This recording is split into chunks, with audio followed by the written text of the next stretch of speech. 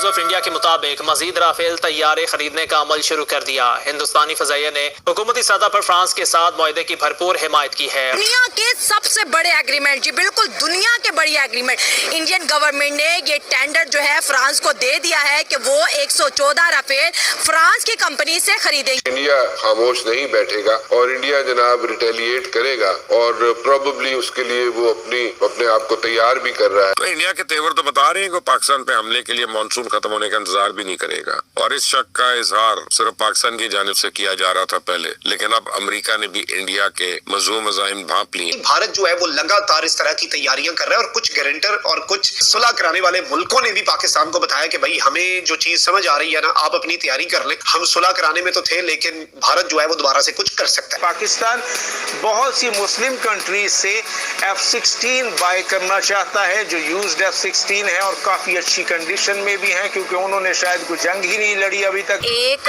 طیارہ $2 بلین کا، 114 طیارے پہلی بات تو یہ ہے کہ ایک تو انڈیا جو ہے وہ افورڈ کر سکتا ہے، کیونکہ انڈیا کی جو اکانومی ہے وہ one of the world greatest economy. یہ بھارت ہے جس نے اپنی جنگی تیاریوں کے لیے 70,000 کروڑ روپیہ جو ہے مختص کر دیا جس دن سے سیز فائر ہوا ہے۔ اسی دن سے لے کر آج تک بھارتی فضائیہ مسلسل بارڈر کے ساتھ فضائی مشقیں کر رہی ہے۔ LOC بھی اور پاکستان کا جو اور بھارت کا انٹرنیشنل بارڈر ہے، پنجاب کا بارڈر ہے، اس کے اوپر بھی بھارتی ایئر فورس کی جنگی مشقوں کا ہونا یہ ایک کلیئر انڈیکیشن ہے کہ انڈیا از اپ ٹو سم تھنگ۔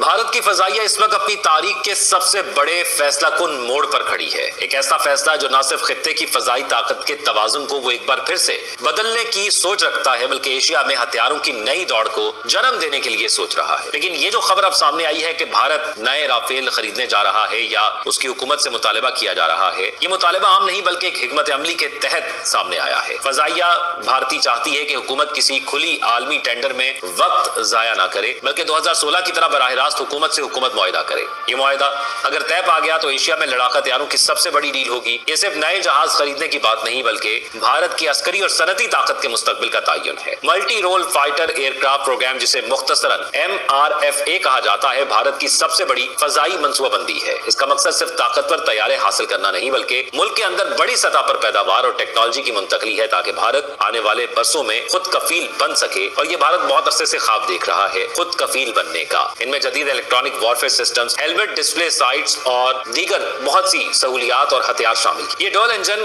کینارڈ ڈیلٹا ونگ ڈیزائن پر مبنی ہے، جو فضائی جنگ، زمینی حملے، سمندری آپریشن اور انٹیلیجنس مشن سب کچھ انجام دے سکتا ہے۔ اس میں active electronically second array radar نصب ہے، جو دشمن کو دور سے دیکھنے کی صلاحیت رکھتا ہے۔ اس کا الیکٹرانک وارفیئر سسٹم دشمن کے ریڈار اور میزائل کو ناکام بنا دیتا ہے۔ سب سے اہم ہتھیار میٹیور میزائل ہے، جو بر اعظم کی سب سے طاقتور BVR میزائل سمجھی جاتی ہے۔ اس کے ساتھ اسکیلپ کروز میزائل ہے، جو سینکڑوں کلومیٹر دور اپنے ہدف کو نشانہ بنا سکتا ہے۔ ان خصوصیات نے اسے دنیا کے بہترین 4+ جنریشن فائٹرز میں شامل کر دیا۔ اس کا مطلب یہ ہے کہ رافیل بھارت کے لیے ایک مشترکہ پلیٹ فارم بن گیا ہے، جو آسمان اور سمندر دونوں پر قابو پانے کی صلاحیت رکھے۔